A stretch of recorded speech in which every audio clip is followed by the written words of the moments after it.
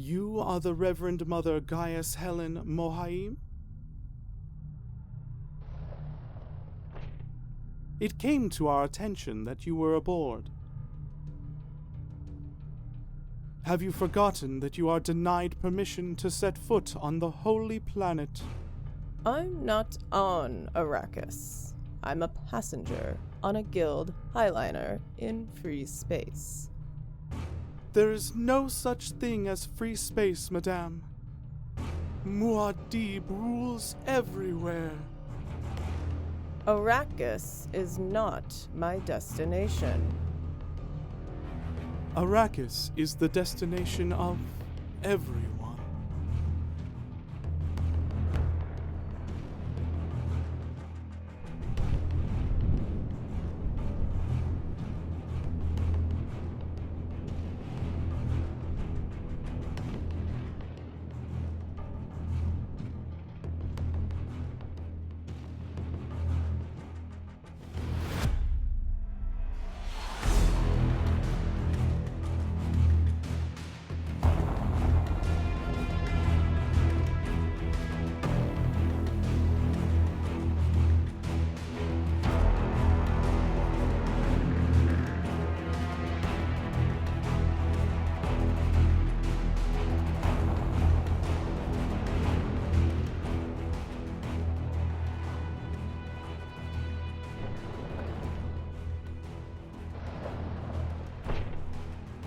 There is little time.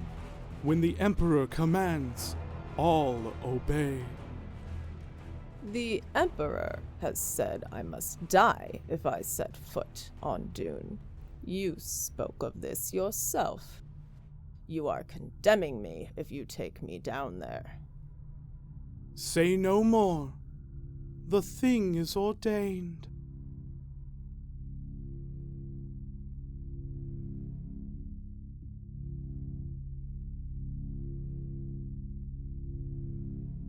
I am a theater of processes.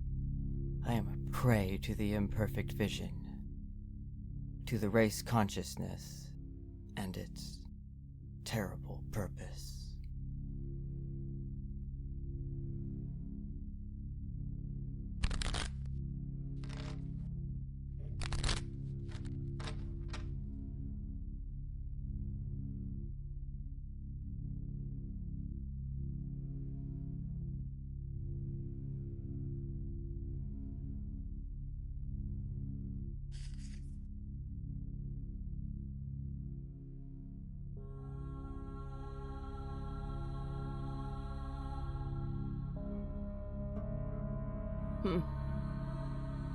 Does one require the tarot to see this? One's oracular power might be small, but muddy water is muddy water. And there's always the litany against fear.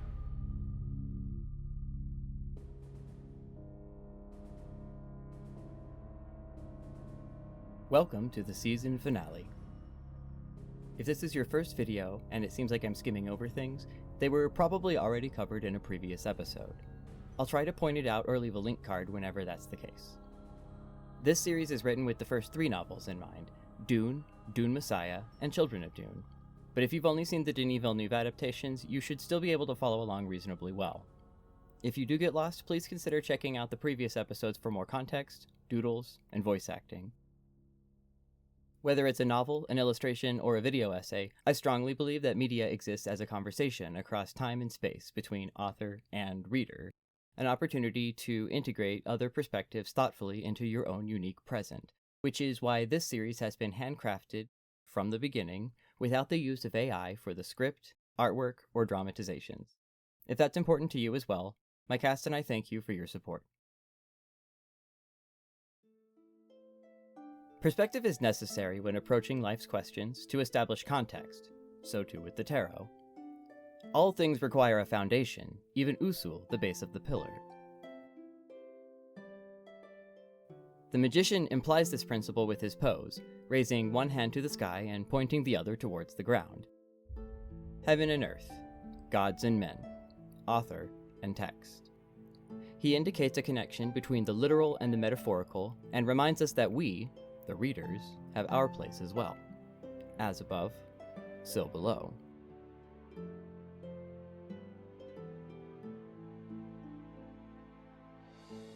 As for the man himself, Gurney Halleck may be better known as a troubadour warrior, but that's just semantics. He's a man of both wisdom and action, knowing when and where each are required.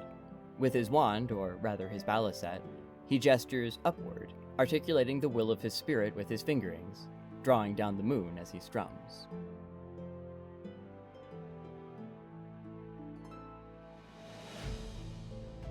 He is well-versed in culture and tradition, and he understands their intrinsic link to humanity's deeper nature. To Paul, Gurney is his favorite companion teacher, the sort of adult that a teenager on the cusp of adulthood might consider a friend, more than just a mentor. His balisette may stir the soul, but he can just as easily use it to play a racy verse about Galatian girls, when Jessica is out of earshot, that is. Paul has no peers to engage with, so Gurney tolerates the young pup's pranks with good humor and returns the favor in kind. A rare note of levity in a novel full of people who take themselves extremely seriously. Paul's normal instructor would be Duncan Idaho, his father's finest swordmaster, but Gurney is no mean substitute. Duncan himself would later admit that Gurney could best him in a duel 6 times out of 10. Whatever he lacks in finesse, he more than makes up for in blunt ferocity, harnessing his passions as deftly as he does his balisette. Duncan's gone to lead the second wave onto Arrakis. All you have left is poor old Gurney, who's fresh out of fight and spoiling for music. And it was decided in council that you, being such a poor fighter, we'd best teach you the music trade, so's you won't waste your life entire. Laid out on his table are tools to be kept close at hand. Important lessons for his young pupil. A chalice, that his inner thirsts are satisfied. A compass, that the ground he walks might ever bear a path. Swords, that his wits remain focused, sharp, and balanced. Paul must be well practiced with each of these tools to lead a fulfilling life and a prosperous world.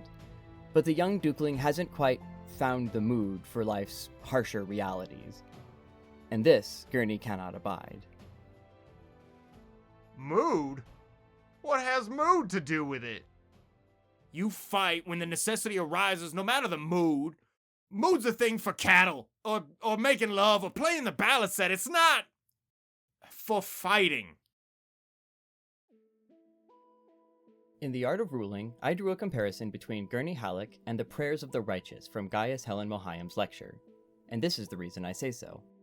Gurney has pledged his life and loyalty to Paul's father, Duke Leto Atreides, who liberated him from the Harkonnen enslavers that scarred his face with an inkvine whip and systematically murdered his family. A righteous cause indeed, but not in any religious capacity. Instead, it refers to Dune's themes of balance, integration, and personal completeness that we've been exploring all throughout this series. Remember, Frank Herbert was Zen Buddhist, so inner wholeness was of central importance. In fact, most of his direct references to religion are probably meant to be understood more allegorically than literally, though it can certainly be read both ways.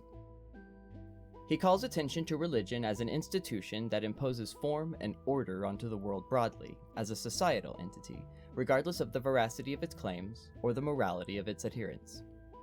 As a foundation, Gurney is a starting point to analyze Paul's development, a character who's instrumental in his upbringing but largely absent from his life in the years before his ascent to the throne. He is perhaps the most well-rounded of the adults in Paul's life and one of the most active positive influences. He teaches Paul to be perceptive, thoughtful, aware of his place in his surroundings, to approach each moment with the attention it deserves. If we're going to understand Paul's development and therefore develop ourselves, it's important that we keep this perspective in mind. Throughout Dune, Paul is involved in countless battles, but there are only 3 narrated combat scenes that he appears in, if we count his spar with Gurney as the first. Considering that Gurney's sudden ferocity causes Paul to fight back like his life depended on it, I'm willing to say it counts. Like the other combat sequences, this is a duel, an intensely personal test of wits and speed. With one duel for each of Dune's 3 parts, they're a perfect reference to measure Paul's growth from one to the next. So let's establish the style of combat Paul studies.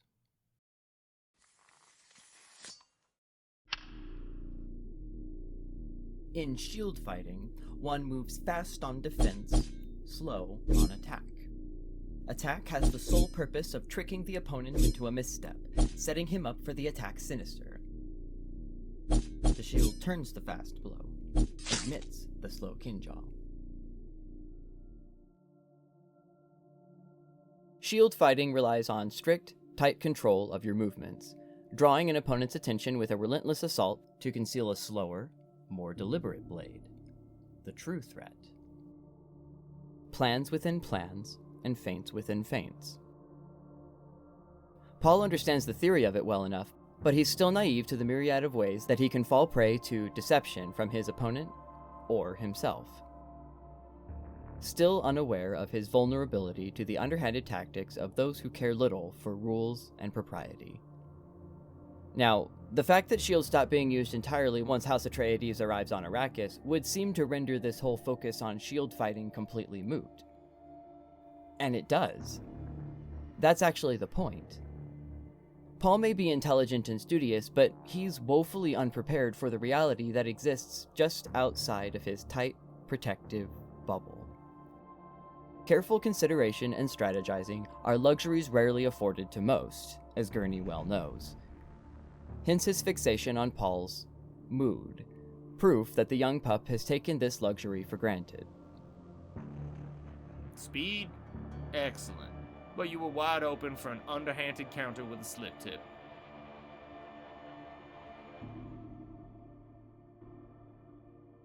As a plot device, Paul's spar with Gurney is exactly what you'd expect. Gurney utilizes their duel to identify the primary flaw in Paul's method and exploit it as an object lesson. This sets Paul up for a character arc, aligning with some kind of resolution to this flaw in the story that follows. His failure to correctly address it in this first duel allows subsequent duels to act as points of comparison after he's been allowed time to mature, so keep that in mind as we continue. But we're getting a little ahead of ourselves. Let's finally establish the subject of this reading.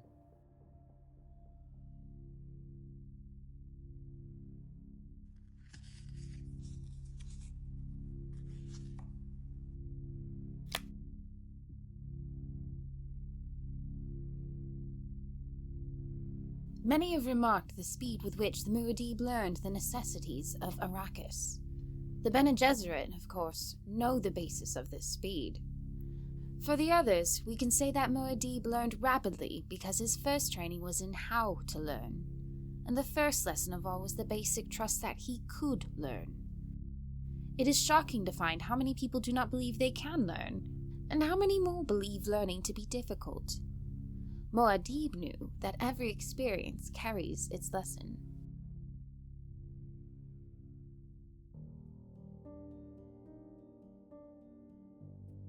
As we come full circle back to Paul again, the tarot deck resets as well.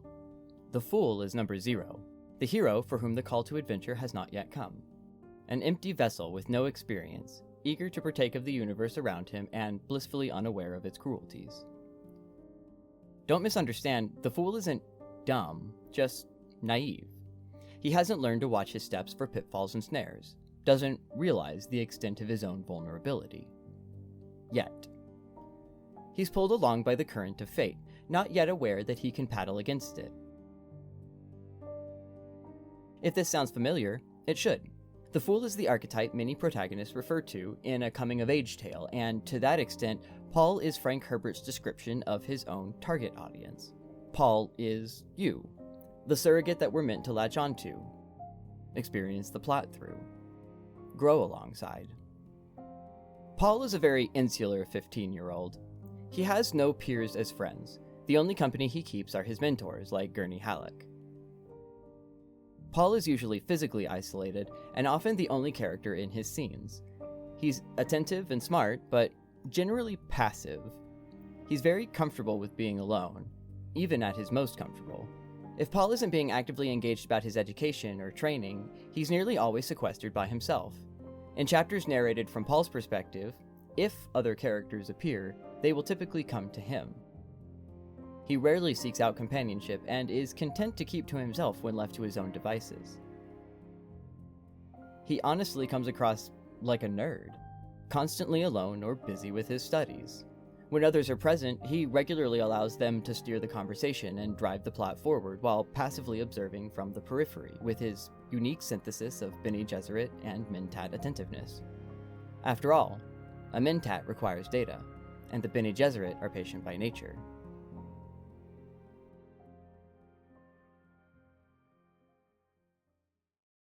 At the age of 15, he had already learned silence.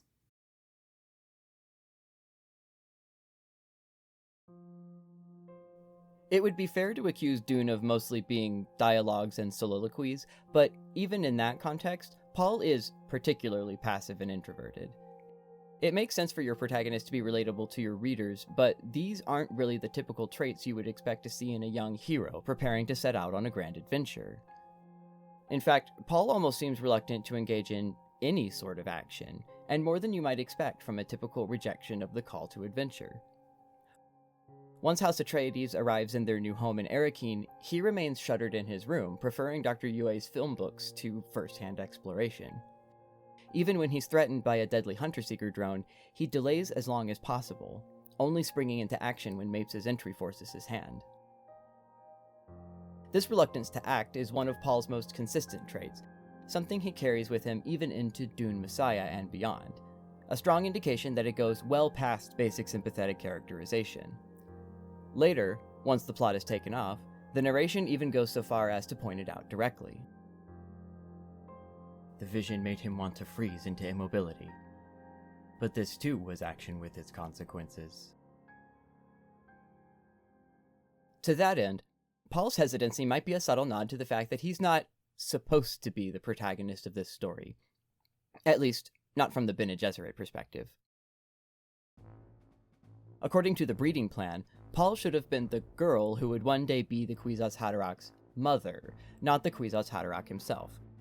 He was meant to become the woman who trains the Bene Gesserit totality in his terrible purpose. With that in mind, perhaps he's learned this hesitancy in earnest, instinctively sensing somehow that he's fallen out of step with the established order. In any case, the role carved out for Paul was never meant to be one of action, but rather careful preparation, and this is reflected in his carefully reinforced tendency to observe and analyze. So much so that he regularly interrupts the flow of a scene for paragraphs or even pages at a time in the interest of carefully calculating his next response. A lack of initiative that actually causes him to miss important windows of opportunity. And Paul felt that a vital moment had passed him, that he had missed an essential decision and was now caught up in his own myth.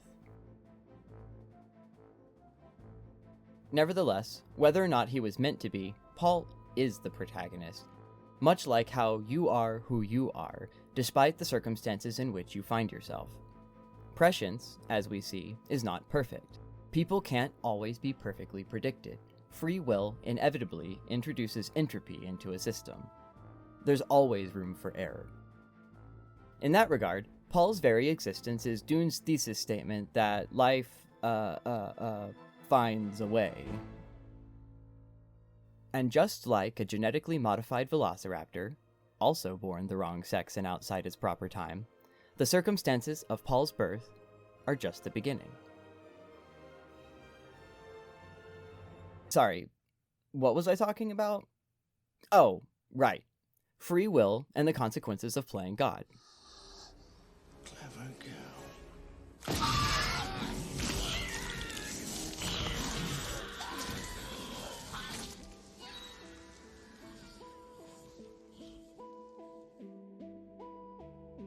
The Fool reminds us that it's important to take time to understand the role you play in your own life, separate from the one set aside for you by others.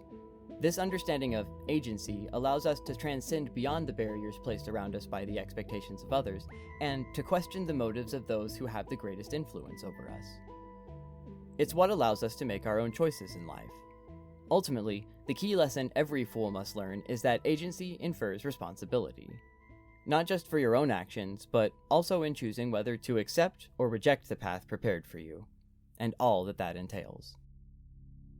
Only then can you properly rise from adolescence into full adulthood.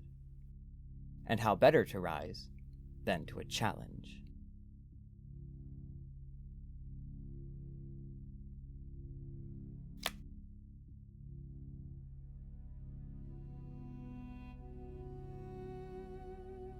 I choose the combat. What is this? It is the Amtal rule. Jamis is demanding the right to test your part in the legend.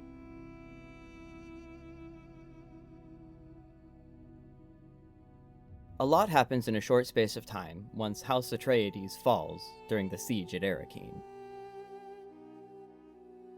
Dr. Yue kidnaps Duke Leto, and both die in a failed attempt to assassinate their mutual enemy, Baron Harkonnen. Duncan Idaho rescues Paul and Jessica in the desert after a harrowing escape and brings them to Liet Kynes, who sets Paul on the path to Stilgar. Duncan falls to the Sardaukar to cover their retreat, and Kynes leads their pursuers away, but ultimately meets the same grim fate.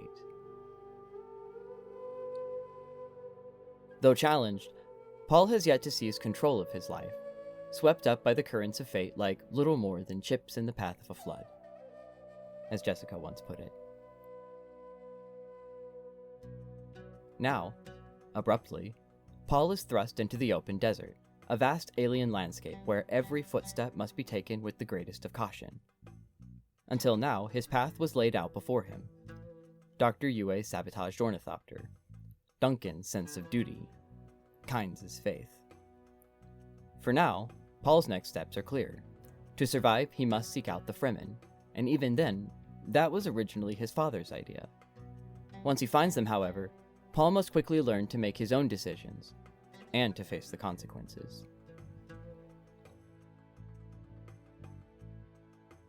Hence, the Hanged Man, who represents trials and sacrifice, portrayed by Jamis, the Fremen Paul must fight to the death to earn his place. The Hanged Man is associated with divine revelation, mirroring Jamis' preoccupation with the prophecies Paul is meant to be tested against. Furthermore, he represents a life in suspension, an apt description for a duel to the death. Speaking of suspension, the keen-eyed among you may have noticed that the Hanged Man is, in fact, not hanging. Isn't he supposed to be upside down? And you're right, he is, or rather, he would be. This time, however, the Hanged Man has been drawn in the reversed position, and no, not just so I wouldn't have to do the whole doodle upside down. When a card is reversed, its meanings are inverted. That doesn't mean that everything I said just now is actually the opposite, though. All of that still stands. Rather, it means that, just like the Hanged Man, your perspective is being manipulated so that you only see things in a particular way, starting with the premise of this challenge in the first place. She must be championed. If her champion wins, that's the truth in it. But it's said that she'd need no champion from the Fremen, which can mean only that she brings her own champion. I'm always my own champion. The meaning's simple enough. You'll not tell us our ways. Not without more proof than I've seen.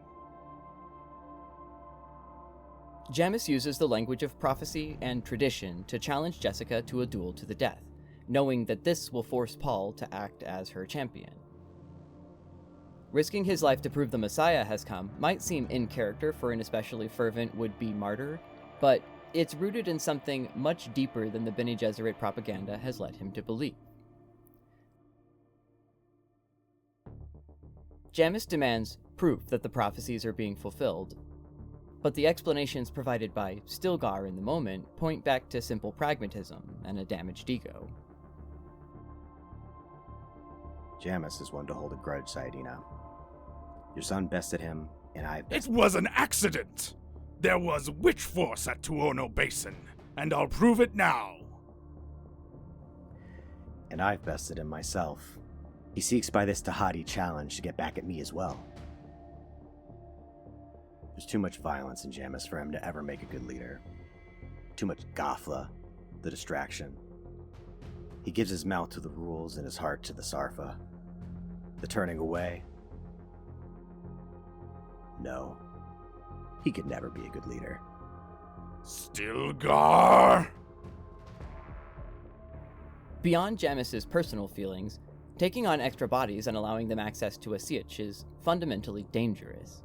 The Fremen would have been expecting a lone Reverend Mother, hence why Jessica is so readily accepted as Sayadina, but there's resistance to taking on Paul. Their prophecies only mention a woman, not her teenage son.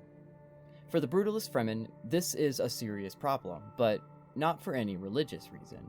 After all, once Paul defeats Jamis, he has no trouble being integrated into their belief system despite their inconsistencies. No, Paul's duel with Jamis is necessary purely on a practical level, not because Paul is an anomaly in some prophecy. Any weak link or extraneous weight weakens the chain as a whole. Taking on extra bodies that must be kept hydrated with precious shared water is a massive potential threat to the entire community, especially if that extra body lacks their strict water discipline.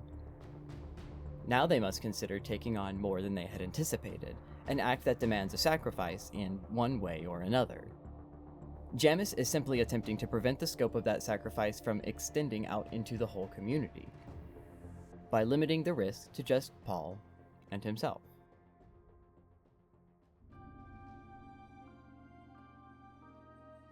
As we discussed in the Science of Religion, the Fremen's traditions have been exploited by the Panoplia Prophetica, the PsyOps branch of the Bene Gesserit responsible for planetary-scale pseudo-religious thought reform for the purpose of facilitating the goals of their Kwisatz Haderach eugenics program. Unbeknownst to the Fremen themselves, their culture has been systematically twisted over the course of many generations to serve the ulterior motives of the Bene Gesserit. An act of cultural appropriation resembling the manipulation of long-standing pagan holidays and customs to gaslight a people into believing that they were always secretly Christian, actually.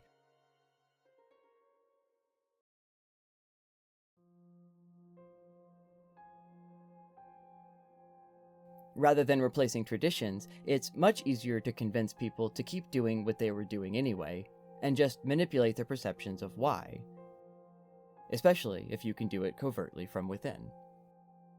Thus we have Jamis, a devotee with tremendous zeal for a faith totally fabricated by the Bene Gesserit in order to facilitate these exact moments.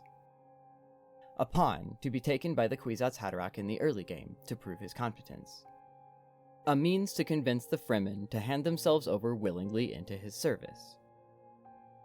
A sacrifice to consecrate the arrival of their Lisan al-Gaib, the voice from the outer world. A man who died in impotent rage, thinking that Paul was just drawing out his final moments to humiliate him. And there's the real reason why the Hanged Man is drawn in reverse. In their fight, Jamis doesn't even come close. The duel isn't the challenge.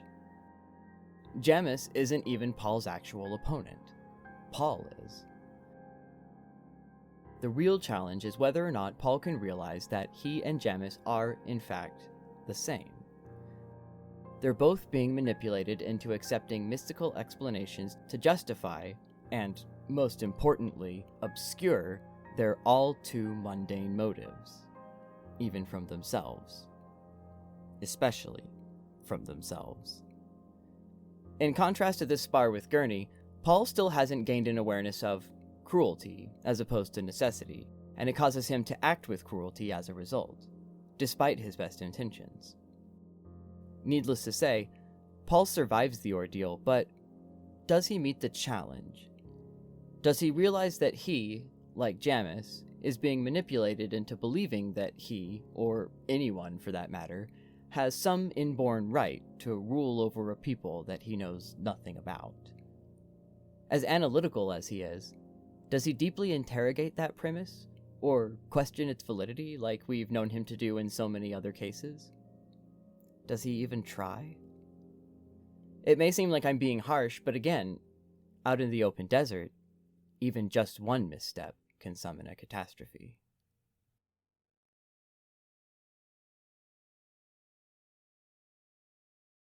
I was a friend of Jamis. Jamis taught me that when you kill, you pay for it. I wish I'd known Jamis better.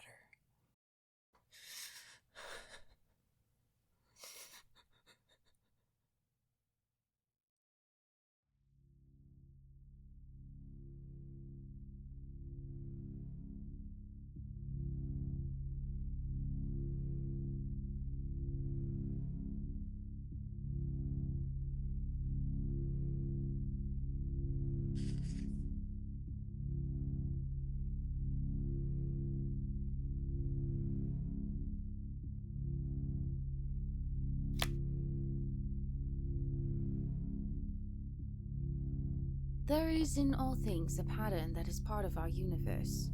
It has symmetry, elegance, and grace, those qualities you always find in that which a true artist captures. You can find it in the turning of the seasons, in the way the sand trails along the ridge, in the branch clusters of the creosote bush, or the pattern of its leaves. We try to copy these patterns in our lives and our society, seeking the rhythms, the dances, the forms that comfort. Yet it is possible to see the peril in the finding of ultimate perfection. It is clear that the ultimate pattern contains its own fixity. In such perfection, all things move toward death.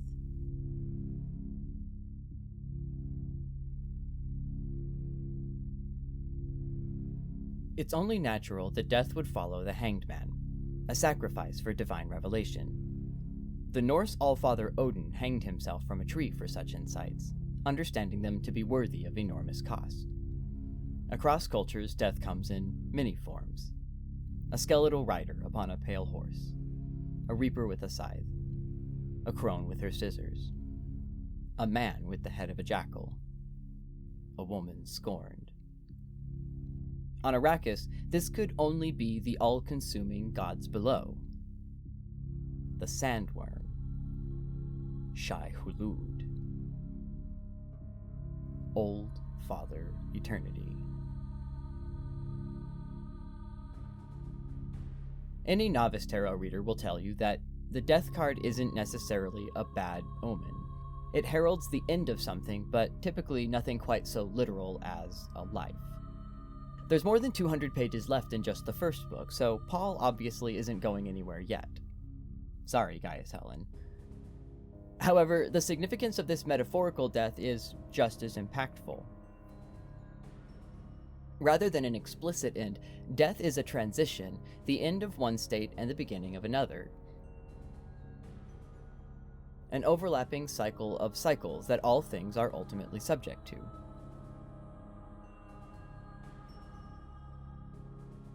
The sand trout isolate the water from their environment to expand their deserts, killing off the plant life and spreading the barren sand, only to sacrifice themselves individually to combine into a greater and greater whole. Thus, they eventually become a worm, the perfect apex predator. It utterly conquers its territory with total disregard for its previous inhabitants, spreading desolation far and wide. And why shouldn't it? The worm is an omnivore and a cannibal with a voracious appetite. A population able to sustain itself, on itself, indefinitely. The worm is beholden to nothing but the will to survive, a runaway engine of life fueled by millions of little deaths. An Ouroboros, functionally immortal from devouring its own tail. These ancient, incomprehensible creatures are responsible for nearly all the sand that covers the surface of Arrakis, once host of vast oceans in ages long forgotten. This is outright confirmed in later books, but even in Dune the suggestion is there when characters say pan and graben to describe the desert lowlands. The book's glossary explains that a pan, in particular, indicates a region once covered by open water, mirroring the definition of a real-world salt pan, which is formed when all the standing water in a region evaporates away and leaves its salt content behind.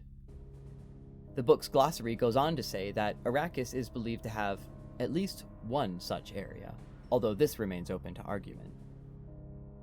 In a way, you could say that the worms have killed Arrakis itself, robbing it of its surface water and therefore its vegetation and wildlife.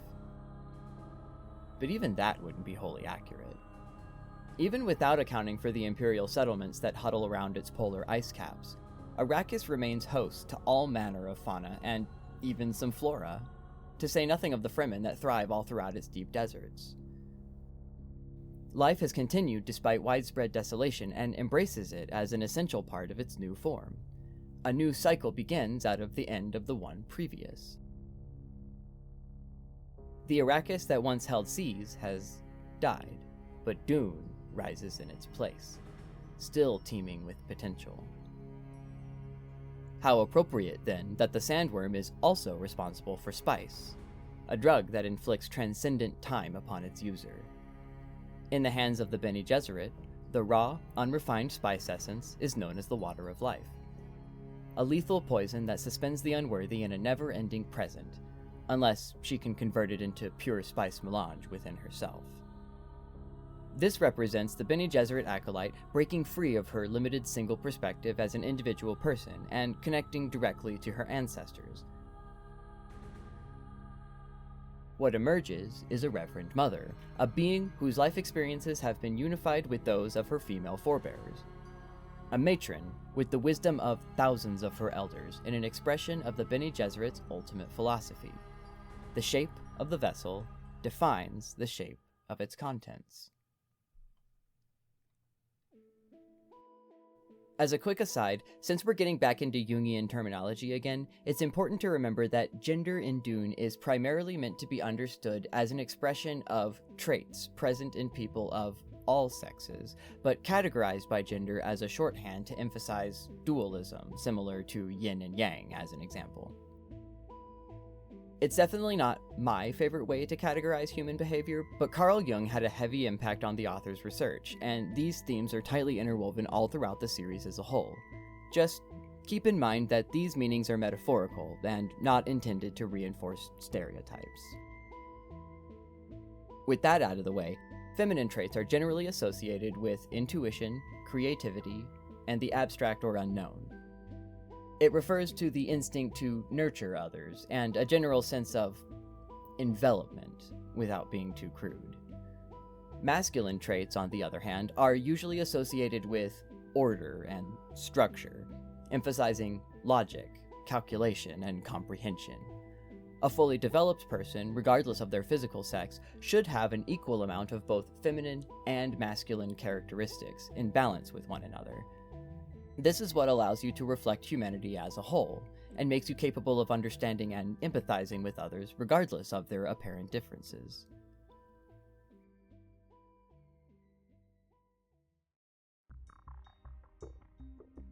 Under normal circumstances, men who attempt to convert the Water of Life invariably fail, and are killed in the process. But if one were to succeed, it would allow him to access his male lineage, the other half of humanity that the Bene Gesserit are unable to perceive.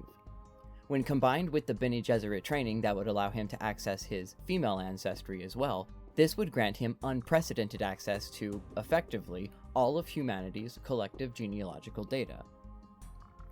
Reading between the lines, the Bene Gesserit only bring about change through internalization, because they have access to the ultimate store of feminine-coded wisdom. But they lack the comparable insight to facilitate a proper externalization of this process. Law and order are masculine-coded, and in this way they lack the same level of insight to impose these principles in the precise and careful ways that they require. Hence why the Bene Gesserit are more of a shadow government that makes no effort to seize overt control. This is how they function most effectively. At least, that's how it must be, until the Kwisatz Haderach partakes of the spice agony for himself. Thus we find ourselves inevitably drawn back again into the subject of death. Paul had already learned to harness the worm in a literal, physical sense as its rider, but now he attempts to mount the Ouroboros and subjugate time itself. This is the decision he's been fighting against ever since he and Jessica spent their first night on the run in the desert, when his sharpened Mentat awareness first learned to draw from the depths opened up by his Bene Gesserit training. It's here, in me. It goes on and on and on and on and... Paul! Listen to me! You wanted a Reverend Mother to hear about my dreams. You listen in her place now. I've just had a waking dream. Do you know why? You must calm yourself. If there's The spice! It's in everything here. The air, the soil, the food, the geriatric spice. It's like the Truthsayer drug. It's a poison. A poison so subtle, so insidious, so irreversible. It won't even kill you unless you stop taking it. We can't leave Arrakis unless we take part of Arrakis with us. You and the spice. The spice changes anyone who gets this much of it, but thanks to you, I could bring the change to consciousness. I don't get to leave it in the unconscious, where its disturbance can be blanked out. I can see it. Paul? I see it! We're trapped here.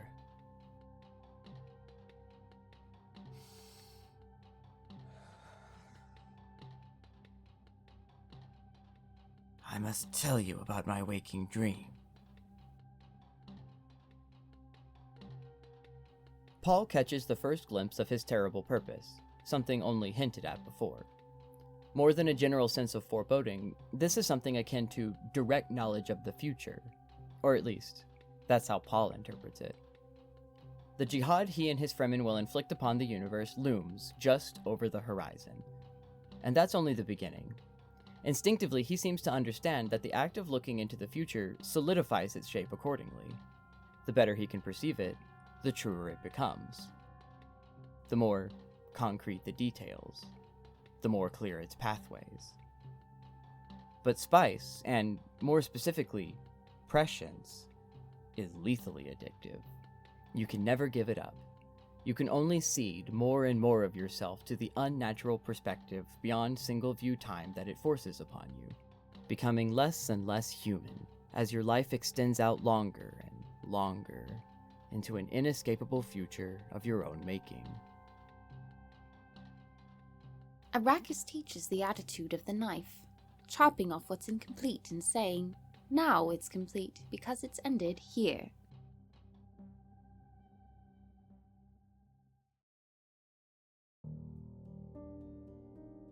Death is inevitable. It lurks behind every decision we make and claims the parts of us we inevitably leave behind. Death can't be avoided, and is in fact our most constant companion all throughout our lives. In each moment, death whittles us down into the shape we choose for ourselves, according to our actions and inactions. We die in every moment, only to be reborn in the next, and slowly we are refined by this process, for better or worse. By choosing to partake of the water of life, Paul excises all possible options for escape. He collapses the wave function of his future with such certainty that no other outcomes are possible, locking himself once and for all into his terrible purpose.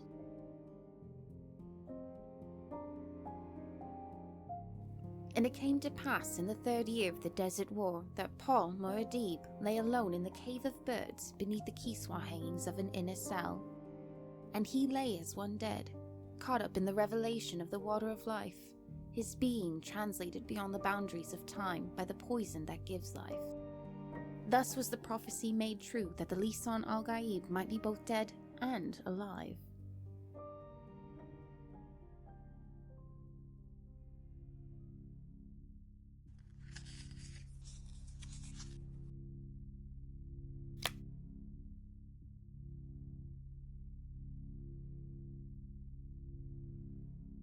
Now Harkonnen shall kill Harkonnen.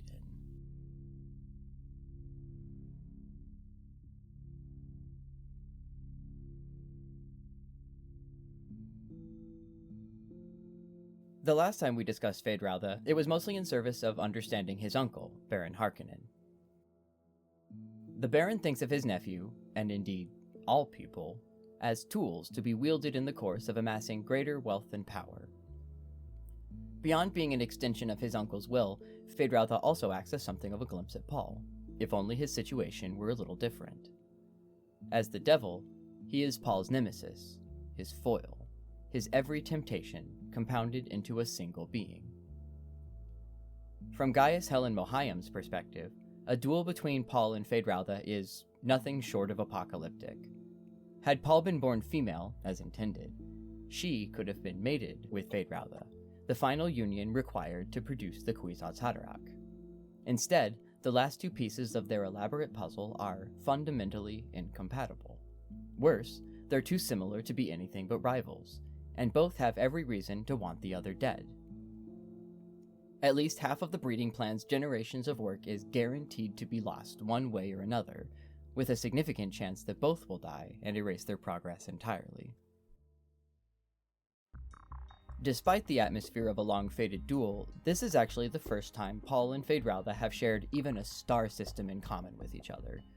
If Feyd-Rautha hadn't seized the opportunity to challenge Paul to single combat by right of Conley, their duel wouldn't be necessary at all. Emperor Shaddam goes along with it primarily as a means to remove Paul's threat to his authority, and he even orders Count Fenring to finish Paul off when he fails to die at Feyd-Rautha's hand. As with Baron Harkonnen, Feyd-Rautha is only a means to an end for the Emperor, in much the same way that Paul has been a pawn of the Bene Gesserit.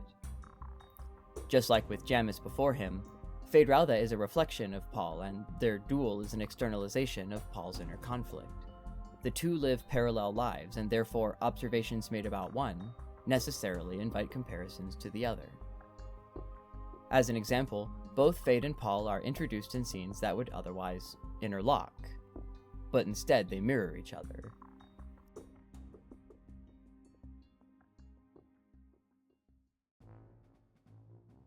In Chapter 1, Paul learns from his mother and, effectively, her mother, that he was born for a special purpose, a meeting that should have been between 3 Bene Gesserit women to discuss the culmination of their breeding program and coordinate the final maneuvers. In Chapter 2, Feyd learns from his uncle and their Mentat about the plot to topple House Atreides and position him as the rightful ruler of Arrakis, consolidating power to House Harkonnen that can eventually be leveraged to seize even greater power later. In their original conception, both of these plots would have been viable. A consolidation of power from pairing Feyd-Rautha with his Atreides intended.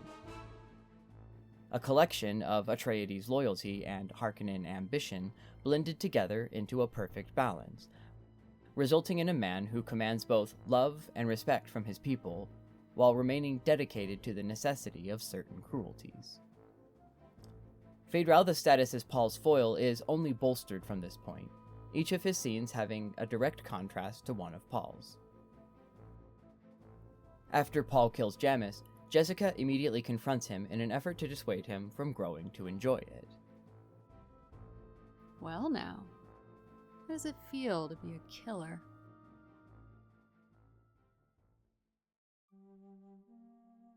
This fills Paul with deep shame and remorse over the life that he's taken, emphasizing its inherent value. In the aftermath, Paul is called upon to eulogize Jamis, further solidifying to him that individual lives are precious. Feyd-Rautha, on the other hand, is shown sadistically drawing out the slow and painful death of his 100th opponent in gladiatorial combat to celebrate his 17th birthday. Feyd-Rautha's hubris and lack of focus nearly gets him killed, and he only survives to stand victorious by cheating. Crowing with unearned triumph, he strikes down his foe. Scum!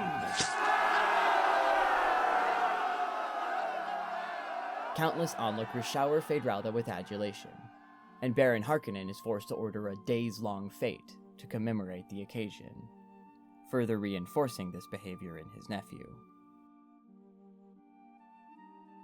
Paul struggles with the expectation from the Fremen that he should challenge Stilgar to take his place as leader, knowing that to do so, he must kill a dear friend. Despite all the pressure on him to follow through with this long-standing tradition, he refuses to slay one of his greatest allies, and convinces the Fremen to accept him as their leader regardless. Will I subtract from our strength when we need it most? Though risky, Paul remains principled and manages to inspire even greater loyalty than before.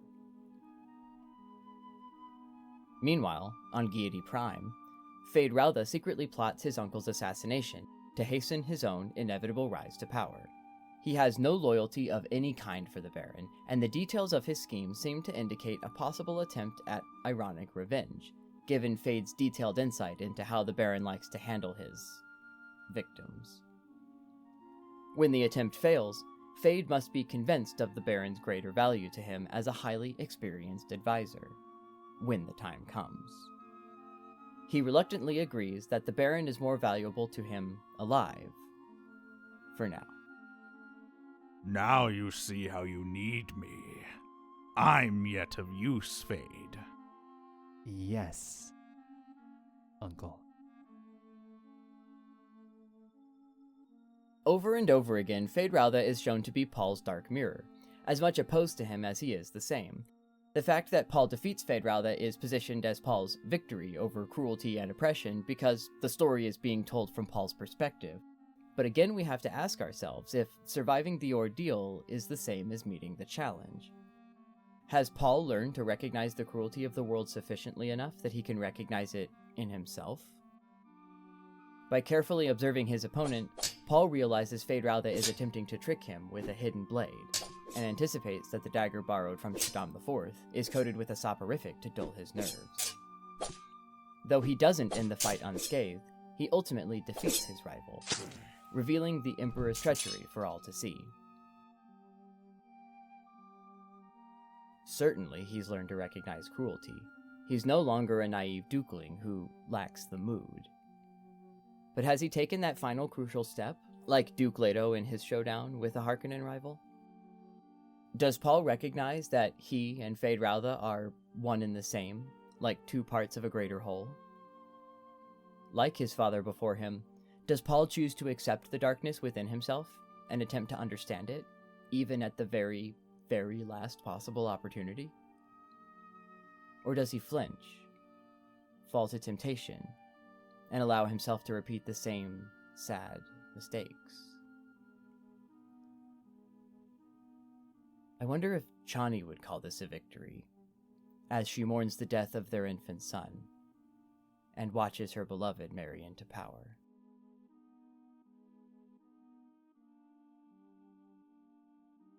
And for the royal concubine. No title for me. Nothing. I beg of you.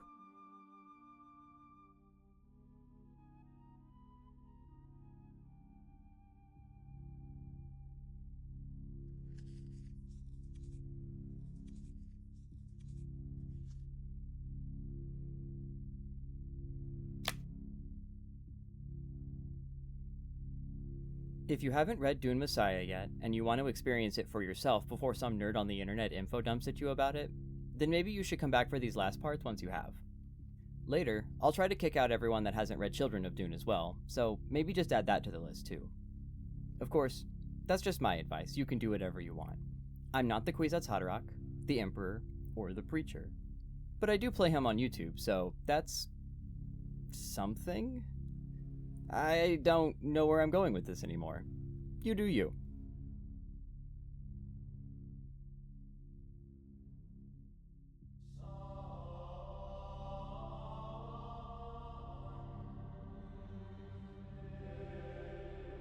Such a rich store of myths enfolds Paul Muad'Dib, the Mentat Emperor, and his sister Aliyah. It is difficult to see the real persons behind these veils. But there were, after all, a man born Paul Atreides, and a woman born Aliyah.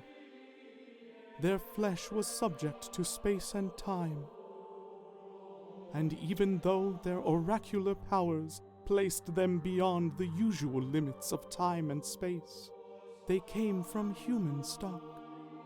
They experienced real events, which left real traces upon a real universe. To understand them, it must be seen that their catastrophe was the catastrophe of all mankind. This work is dedicated, then, not to Muad'Dib or his sister, but to their heirs, to all of us.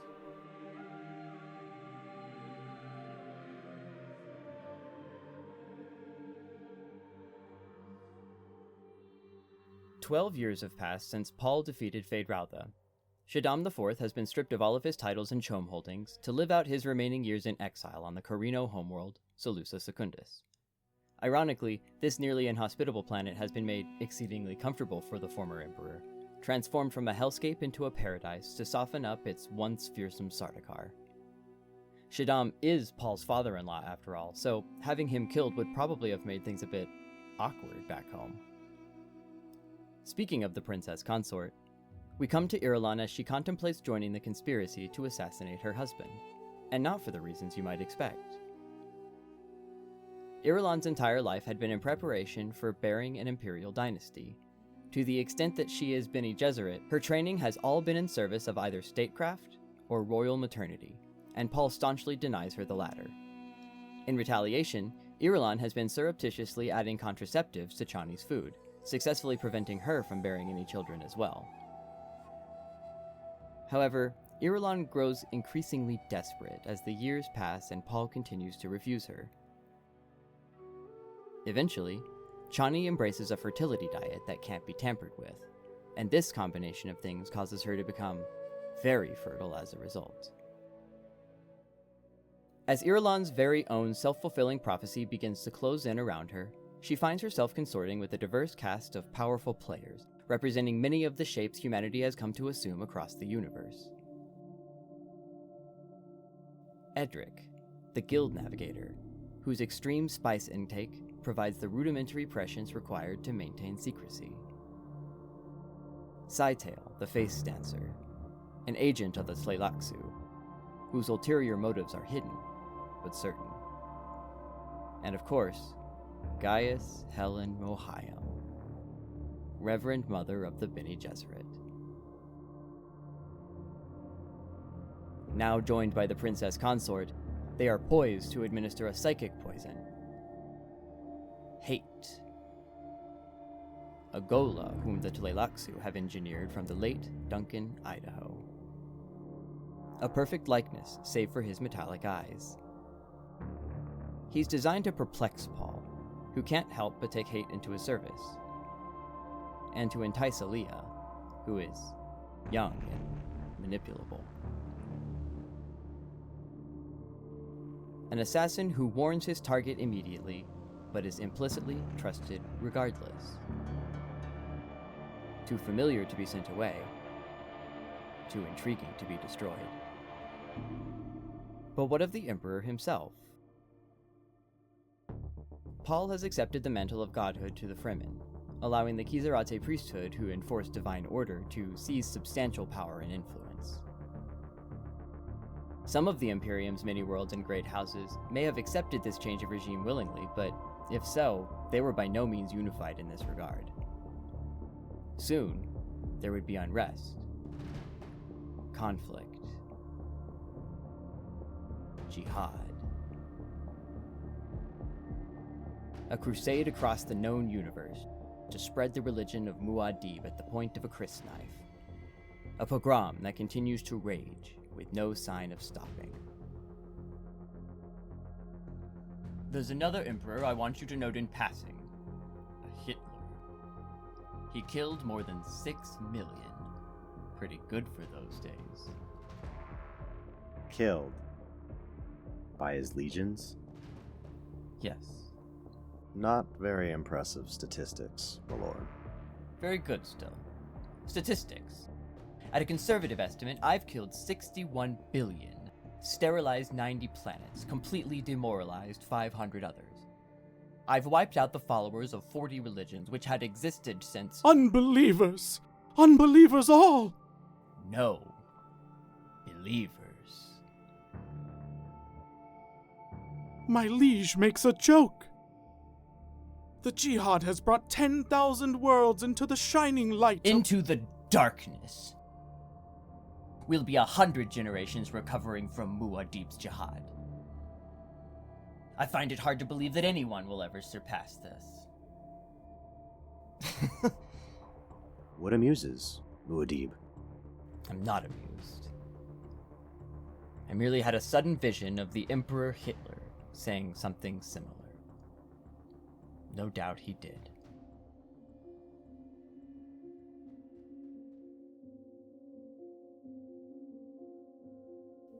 It's just not a Dune discussion until someone points out that Paul Atreides is the protagonist, but not the hero.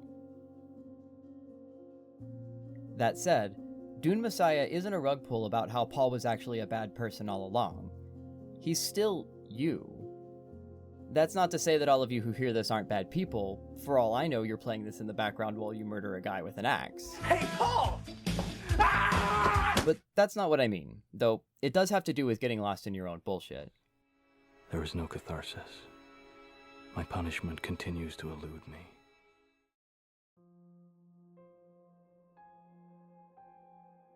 The point is that anyone's perception of reality and themselves can be warped by their own preconceptions. And if left unchallenged, this can cause you to lose sight of objective reality altogether. In the Tarot, the Emperor is a man of decisive action, tempered by wisdom. He is not only the authority that sustains his position, but also the structure that protects his people. A father figure who deeply cares for those under his rule. In this way, the outcome represents an ongoing challenge, and the most difficult one by far. Previously, the challenge was whether or not he could identify with an opponent and understand that there go I, but for an accident of fate. This time, his opponent wears the face of a friend, but carries none of his memories. A familiar stranger, trained as a Mentat, and a Zen-Sunni philosopher. As a Mentat, accurate data is key, and his Zen-Sunni dedication to inner calm precedes deception, making him completely trustworthy despite the fact that he's an obvious trap. In many ways, their goal is the same, but their perspectives are reversed. Paul is the Kwisatz Haderach, a Mentat with all of history at his disposal, and a prophet of the future. Hate, a Ghola with no memories of Duncan's, is a Mentat as well, but also a Zen-Sunni who strives for mindful awareness from within the present. Paul clings to the way things are, but the knowledge of the inevitable future prevents him from appreciating and living his life in the present. Hate is a mind that's always present, housed within a body that's saturated with history for everyone but himself. Paul looks only within himself to seek the counsel of others, and when hate observes the outward actions of others, he inevitably fixates on what traces of himself they reveal. This is the psychic poison. They're perfectly positioned to play off one another, in an endless spiral of rhetoric. You've not brought your mind to rest at the beginning. Is that how you destroy me? Prevent me from collecting my thoughts? Can you collect chaos? We Zen-Sunni say, not collecting, that is the ultimate gathering. What can you gather without gathering yourself? I'm deviled by a vision and you spew nonsense. What do you know of prescience? I've seen the oracle at work. I've seen those who seek signs and omens for their individual destiny. They fear what they seek. My falling moon is real. It moves. It moves. Men always feared things which move by themselves. You fear your own power. Things fall into your head from nowhere. When they fall out, where do they go? You comfort me with thorns. I give you what comfort I can.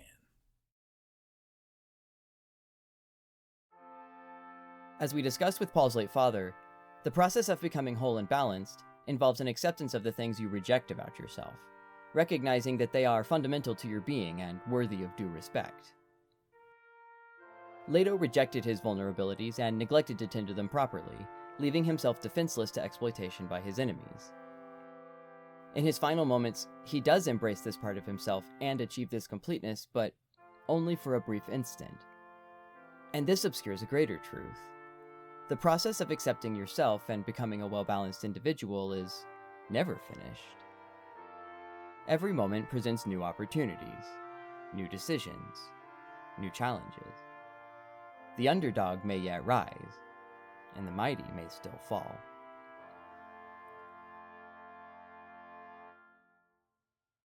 Prescience creates a literal self-fulfilling prophecy that solidifies the shape of the present and projects it into the future. Paul understands the atrocities that he facilitates, the cycles of his abuse amplified to the scale of all the known universe, and realizes that even his death couldn't bring his jihad to an end, because the zealotry would continue unabated in his name. He must find a way to disengage, but his paths have all been charted, and each one leads inevitably to ruin. He becomes even more passive, falling back into overanalysis, and this too is action with its consequences.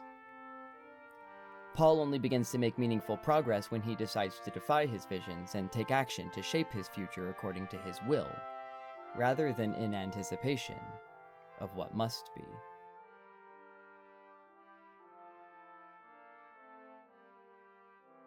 When law and duty are one, united by religion, you never become fully conscious, fully aware of yourself. You are always a little less than an individual.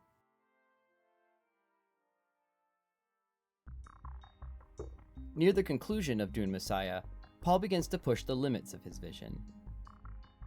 He ignores the sign of danger and allows himself to be caught in the radius of a stone burner, a weapon that uses nuclear fuel to drill deep under the surface of a planet. If it doesn't breach into the planet's molten core and crack it apart completely, the site of its impact is bathed in a kind of radiation that breaks down the soft tissues in the eyes of its victims, causing them to melt from their sockets mere minutes after exposure. Paul orders prosthetics for all the victims at his expense, but refuses to accept them for himself. He must enter into the final stages of his challenge to defy his prescience as it threatens to dominate his perspective completely, relying instead on hope and his own will to reshape the future. To rise to this challenge, he must become truly blind and venture forth into a dark universe he can no longer predict. Inevitably, that moment comes, when Chani loses her life delivering their twins. The dreaded future has come to pass, triggering Hate's secret mental compulsion to murder Paul when he's at his most vulnerable. Instead, Hate struggles against this compulsion. He can't bring himself to betray Duncan Idaho because, fundamentally, Hate is Duncan Idaho. And with that acceptance, the two are made whole. Hate's identity is maintained, and Duncan's memories are restored. Thus, the real Tleilaxu trap is sprung. Scytale, the face dancer, emerges once more with a proposition. If Duncan's memories can be restored, why not Chani's as well? Paul would only need to say the word, and he would never be without his beloved Sihaya ever again. All it would cost him is everything. Threatening the lives of his infant twins, Scytale implores him to act wisely, but swiftly. Paul is utterly blind and overwhelmed by grief. His prescience has never hinted at these events before, and soon it becomes clear why. Paul's twins are preborn. They represent a different future altogether. One that Paul couldn't have seen clearly because it belongs to those who must live it. Paul has to learn to let go, just like his father before him. Only then does he realize that he can see himself from the perspective of his infant son. This anchors Paul in the present once more and fills him with resolve to protect the future by entrusting it to those who follow, even though it means he will never get Chani back. Just like Hate, he surrenders himself to that which he fears most, and in the process, he achieves his enlightenment. You may be wondering why this card isn't reversed. It certainly seems like Paul has failed to live up to the standards the Emperor card lays out for him, but I don't think that's actually the case. Out of this revelation, Paul's blindness returns permanently, and the Fremen have strict laws regarding the blind. They're brutalist by nature, born out of the necessity imposed by their harsh environment, and the safety of the community is paramount. They believe that the blind cannot be abided, for the good of the whole, and thus they are granted ownership of the water of their flesh, to wander the deserts alone until Shai Hulud takes them, a sacrifice for the better of the community, to ensure its survival. Paul realizes that the best way to embody the principles of the Emperor is, ironically, to step down as Emperor, to discredit himself as the Kwisatz Haderach and accept that he is merely Paul. to go out into the desert utterly blind, to live or die by the demands of the present, with no certainty as to what the future may bring. After all, power attracts the corruptible, and sometimes the most responsible thing one can do with all the power they've attained is set it aside. There are some things no one can bear. I meddled in all the possible futures I could create until, finally, they created me.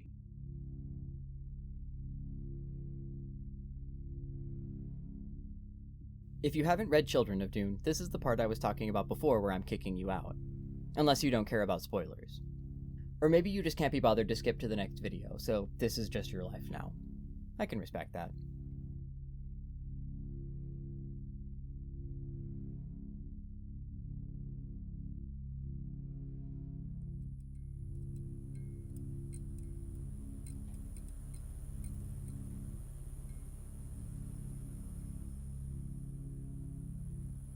Come. Aaliyah is back and asking for you.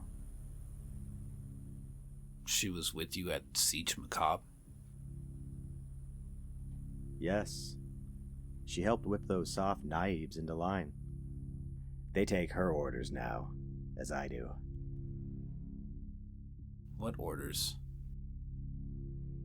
She commanded the execution of the traitors. Oh? Which traitors? The guildsmen, the Reverend Mother, Korba, a few others. You slew a Reverend Mother? I did.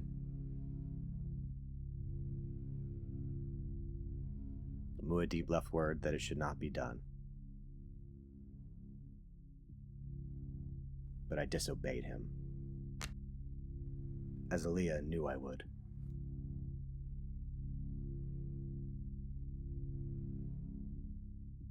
If you're familiar with the tarot, you might expect a reading to end once the card in the outcome position is revealed. If it was prompted by a question, the outcome would be where you would expect to find your answer. When I designed this spread, I decided to include a position for a conclusion as well, an acknowledgement of life's cyclical nature. Much like how the death card was drawn to the position of what comes next, the conclusion follows the outcome to emphasize a fundamental truth, that this too will pass. Tomorrow will always come, with or without you. In the 8 years since Paul walked into the desert, this principle plays out on a grand scale across the Imperium. Under the regency of Aaliyah, possessed by Baron Harkonnen, Muad'Dib's jihad continues to radicalize all who aren't cold in its resistance. An endless stream of pilgrims grows with each passing year as more and more pledge themselves to the royal divinity. Amongst their multitudes, a very different sort of visitor arrives, to set out on a pilgrimage of her own. Jessica scanned the landscape once more. Many differences submitted to her searching stare. A prayer balcony had been added to the landing field's control tower. Invisible, far off to the left across the plain, stood the awesome pile of plasteel, which Paul had built as his fortress, his siege above the sand.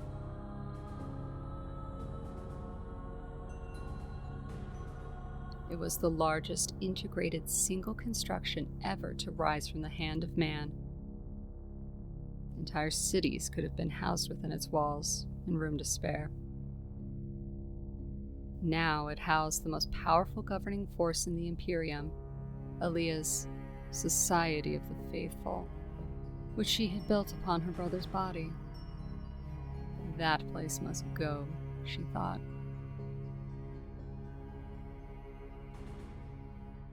Meanwhile, within the city, the Temple of Aaliyah plays host to another, altogether different stranger.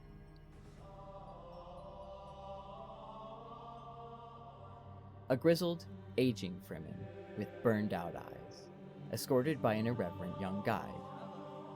They walk past the many vendors peddling so-called holy relics, merchants with hawks trained to screech a call to heaven, and a couple of buskers performing for a crowd.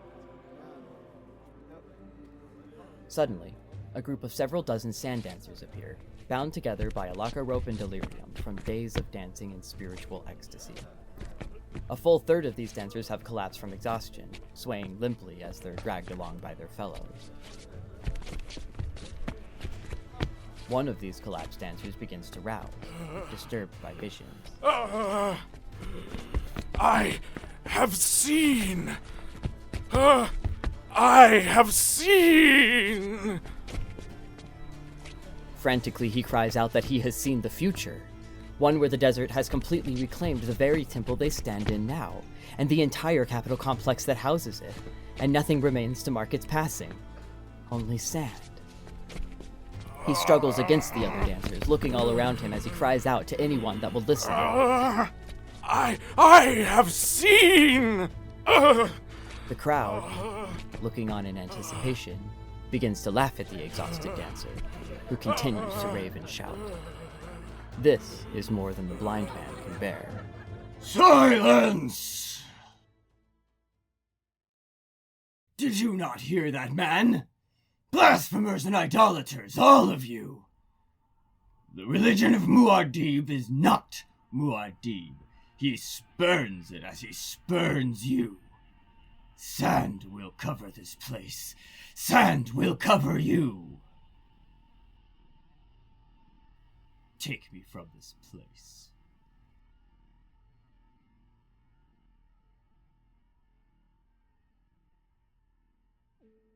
At first glance, it bears more than a passing resemblance to the biblical cleansing of the temple, referenced in the New Testament Gospels.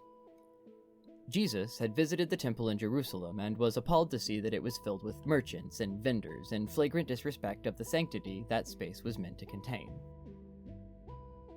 Much like the preacher, Jesus shouts his outrage, overturning tables to cast the merchandise onto the floor and storming out once he's finished his rebuke.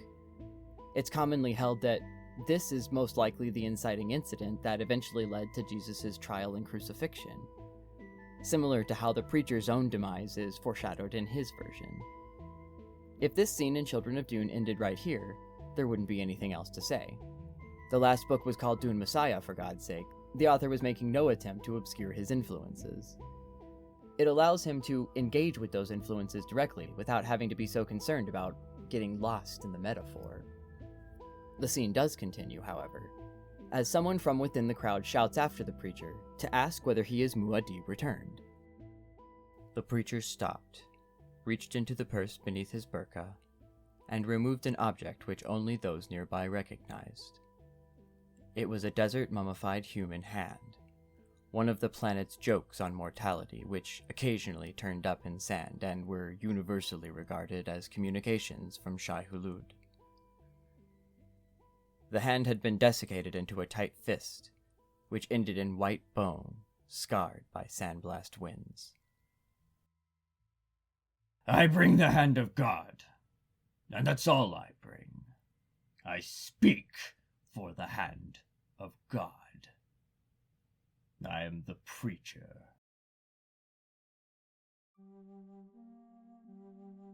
With this additional context, a very different conclusion can be drawn as for whom the preacher might be an allegory. Friedrich Nietzsche's recurring protagonist, Zarathustra. Specifically, this scene and others in Children of Dune bear a resemblance to events that take place in Thus Spake Zarathustra, particularly in reference to the title character's claim that God is dead, echoed by the preacher's mummified hand of God. Illustrating the truth of Muad'Dib's mortality will prove to be the preacher's driving motivation from this point forward, but as far as Nietzsche is concerned, we're just getting started. That said, it's worth taking some time to break down some of the concepts being engaged with. After all, misunderstanding Nietzsche is how you get Nazis, and that's pretty much the exact opposite of what I'm trying to do here, in case that wasn't clear. When Zarathustra claims that God is dead, Nietzsche is trying to convey that humanity has reached a point where religion and other institutions have caused people to reject important aspects of life in favor of what they believe to come next, whether it be heaven, the next life, the void, or whatever else. If God is dead, however, then the responsibility falls back on humanity to live life fully while we're afforded the opportunity, lest we stagnate as individuals, and therefore as a society. He stresses that all people walk a tightrope stretched between their base animalistic nature and their higher potential, what he refers to as the Übermensch, an ideal to which one should strive. Ultimately, this fuels the cycle of eternal recurrence by which history is set and the future is shaped. A tension between the extremes of stagnation and chaos, emphasizing living in accordance to your will rather than only in accordance to your needs. The awakened sand dancer is a microcosm of this concept, literally bound by rope to others around him. Rising from unconsciousness, he comes to the realization that all things are impermanent, that even the massive structures all around them are destined to be nothing but sand in the face of time's endless procession. He struggles against the other dancers, exerting his will as he fights to warn people around him not to take their present circumstances for granted, to wake up to the same fundamental truth from before, that tomorrow will always come, with or without you. When the crowd laughs at him, they are effectively rejecting progress and accepting stagnation. And this is what the preacher can't abide. Thus, Frank Herbert has united Jesus' cleansing of the temple with Zarathustra's will to power. The temple of humanity's higher aspirations has become stagnant and decadent, and the only solution is to be rid of that which doesn't affirm life, to remove corruption and seize responsibility for one's own growth by taking an active hand in it, and inspiring others to do the same by your example.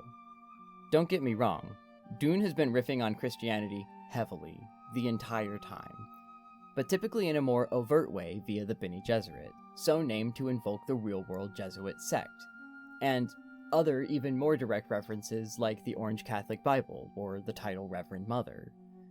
This is most certainly for the primary purpose of illustrating institutional stagnation within the Imperium that encourages life-denying attitudes. But as the series continues, I believe it also takes on an increasingly important additional purpose. With each subsequent novel, the reader is prompted ever more directly to question the base premises as they're being presented, priming you to arrive naturally at the more Gnostic conclusions being built towards and culminating in God Emperor of Dune.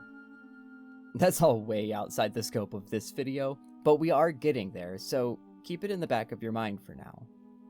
As a side note, Nietzsche's influence definitely runs throughout this entire series. Children of Dune is just what I'm choosing to focus on to highlight that for the purposes of this video. If you're interested in more analysis of Nietzsche's influence on the Dune series overall, I highly recommend the essay Friedrich Nietzsche Goes to Space, link in description. Aside from covering Nietzsche's influence in greater detail, they also include quotes from his book as well. I will not be doing that because this video is already long enough. And anyway, mein Deutsch ist scheiße.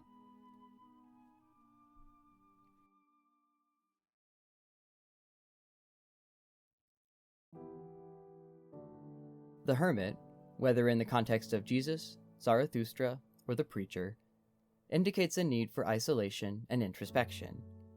Wisdom lives in the quiet, as the saying goes. And one can't contemplate these things properly if your attention is constantly being drawn from one thing to the next. From the wilderness, the preacher is able to fully appreciate the shape of the Imperium he's created, and understand that he has molded it inevitably after his own image. His terrible purpose has solidified around him as he realizes that it's not enough to simply transform the universe by transforming yourself.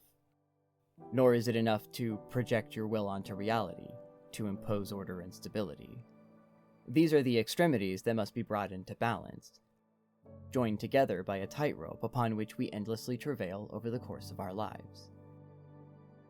Challenges arise and provide us opportunities to evolve, punctuated by periods of quiet that we sometimes must carve out for ourselves, to allow the chance to collect our accumulated wisdom and integrate it into ourselves.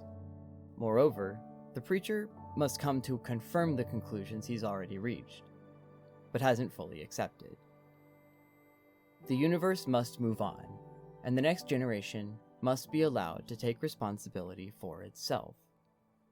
This too shall pass, and so too must he. Paul Atreides is no more. He tried to stand as a supreme moral symbol, while he renounced all moral pretensions. He became a saint without a god. Every word blasphemy.